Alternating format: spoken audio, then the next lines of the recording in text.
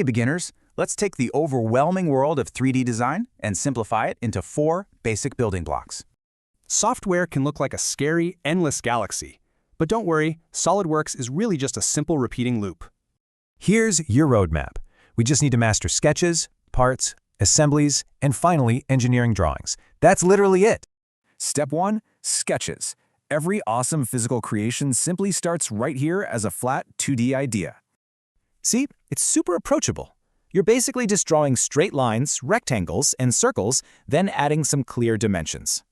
Moving to Step 2. Parts. This is the magic moment where your flat sketch gets real, physical volume. Check this out. Through feature modeling, we literally just added a new blue volume right onto that yellow block.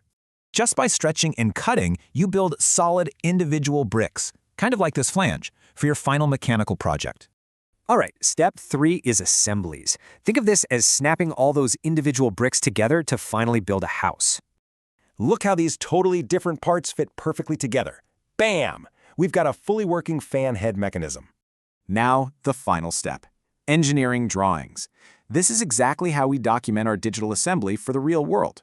These blueprints use precise projection views and tolerances. It guarantees your digital design can actually be accurately manufactured. So, how do we jump from just clicking buttons to actually designing? Hands-on practice, my friends. It's crucial. Don't just stare at a blank screen. Learn by building a real practical project, like this awesome underdesk drawer.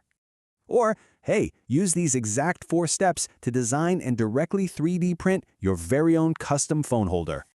You've got the roadmap to turn beginner ideas into reality. So tell me, what are you going to build first?